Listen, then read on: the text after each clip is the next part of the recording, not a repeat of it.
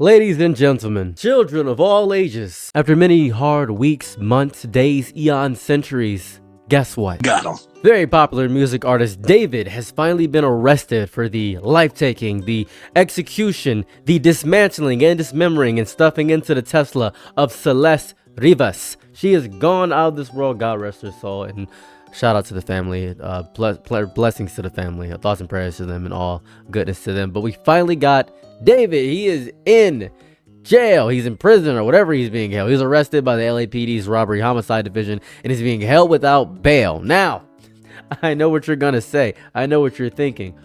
We knew this months ago. You're right. As a matter of fact, from what I understand, TikTok figured this out about 8 months ago, basically. They said, oh yeah, David, he definitely did it. We figured it out. He was in the Tesla. He made songs about it. It was the illusions on all of his music. They figured out everything all months ago. It was already figured out and pinned to the dish. But you can't accuse anybody without proof. You know what I mean? You got to figure out the spatial minutia, the little bit spatial awareness. Jojo cannot be touched beyond this space-time. He can't be touched. You got to figure out all the small minutia within every situation, and David is gone. He is out of here. Now, the response to this is crazy. The first comment we got here is, are we even sure it was David that took the girl's life? Or is he being accused because he's black, dude? Oh my God. Let's go to Empress Josephine. She has a blue check mark. She might be trying to make a little bit of money. I'm not really sure what's going on here. And I don't know what's going on here. She seems to be somebody I can't trust as a person. I don't like her immediately because she's discrediting other women, and I hate that. I just hate that. I really do. We have people quoting his lyrics in the back of my mind. I killed you and I didn't even regret it. I can't believe I said it, but it's true. I hate you. Insane. Now, even worse than this is the age disparity. You're probably wondering, how old is Celeste? Well, let me tell you. 14. She was 14, and David, I believe, is somewhere in his 20s, so she was especially young. So the man is, you guessed it, a EDP 445er. He has a PDF file. Special man on Epstein's list, but he's not invited because he's black. You hate to see it. Oh, you hate to see it. Now, on a very serious note, the backlash from this has been quite interesting, to say the least. I've seen a lot of people defend him with their dying breath, saying, hey, they're attacking him because he's black, and we can't just attack every black creator that does this. Look what they did to Bill Cosby. Bill Cosby did it. He actually admitted that he did it. A bunch of women came out about Bill Cosby. That was horrifying. Well, what about Chris Brown? He was black and they did that to him. Had a video of Chris Brown beating Rihanna. That was a whole video. That's a whole thing.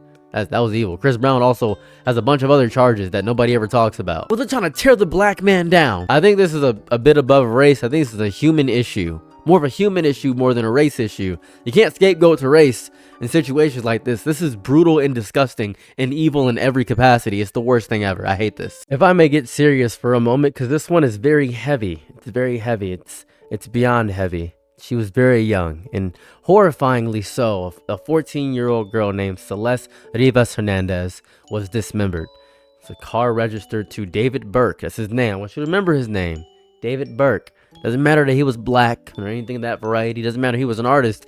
He did something horrifying. Now, she's been missing since 2024. That's a long time. That's a stretch of time where her family woke up every morning not knowing if she was cold, not knowing if she was scared, not knowing if she was alive. That slow daily panic.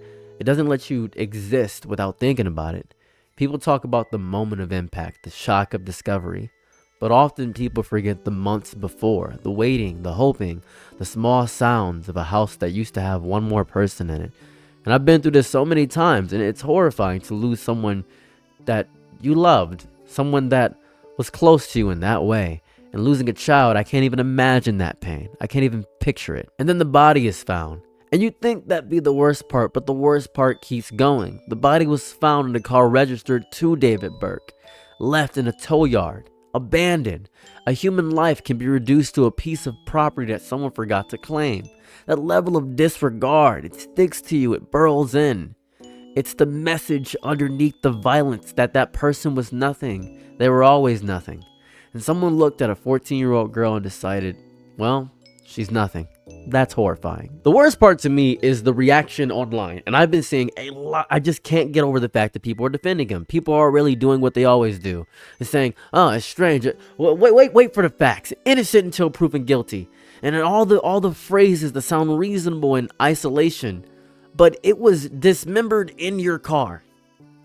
Why was it in his car? Right? I'm not talking about courtroom procedure or public discourse or pretending that the acclamation of details doesn't mean anything. I'm talking about this is insane. A lot of the defense is happening because he's black too. Not all of it, but enough of it to where I'm agitated by it. Enough that you can feel the way it frames people's arguments. Oh, what about systemic issues and all this stuff? And that's a weird reflex.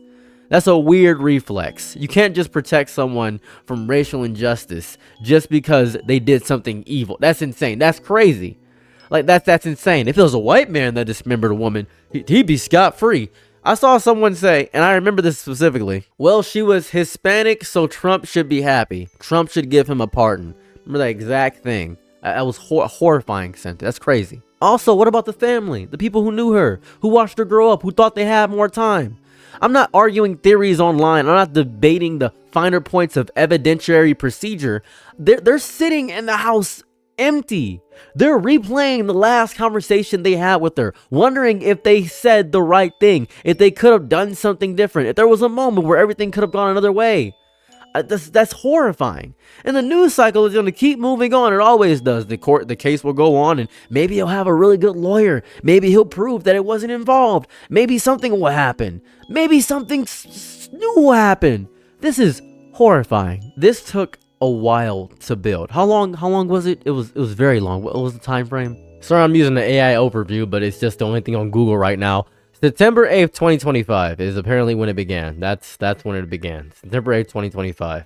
That's horrifying. I am appalled by the entirety of this whole situation. I hate this. This is so out of left field, insanely out of left field. This person is mentally unstable. And if it turns out that he's innocent, I will apologize. But everything is pointing to the fact that he did it. Body found dismembered in his Tesla. This is a horrifyingly wild, wacky, disgusting, filthy, vitriolic, and angering situation for all parties involved. It is insane. I hope that justice is served. I hope that our justice system actually does do something about this situation, because this is one of the most psychotic things that has happened in common day and age. Let me know your thoughts about the entire situation in the comment section down below. If you defend David, if you're against David, if you didn't even know about this, just let me know. I've been me, and I'm out. Peace. Bye. I'm your nigga night, be my loyalties low. Ooh, happy to try what you need. Your world, I love to live in it. Ooh, I love the ride when you're free. Hey, special announcement at the end of the video. I know it's a bit of a dark topic today, so you can just skip this if you don't care about the end part of the video. Hopefully you like, comment, subscribe, by the way. I'm a YouTuber, so I gotta do that stuff. Anyways, let me eat these cheeses a little bit while I talk. So, I have a Patreon, right? I got a Patreon, and it's $1 a month. Now, I've decided that if I can get like 10% of you guys, it's about, I got 200,000 subscribers, I get 10% of you guys. That's like $20,000 a month if you guys give me $1. That'd be pretty cool. We're going to be doing live reactions starting in May to a bunch of shows you guys decided for me. I would love that. That'd be cool. Now, I did this at the very end of the video as not to take away from the horrifying nature of the nonsense that happened with the David situation. So that's going on there. It is currently 1:25 in the morning, and I forgot to put it in. I should start putting it somewhere in the videos is what I should doing. So yeah, anyways, go back to scrolling in YouTube and doing all your other stuff and ignoring me like you usually do. You don't care about me. You don't love me. Anyways, bye.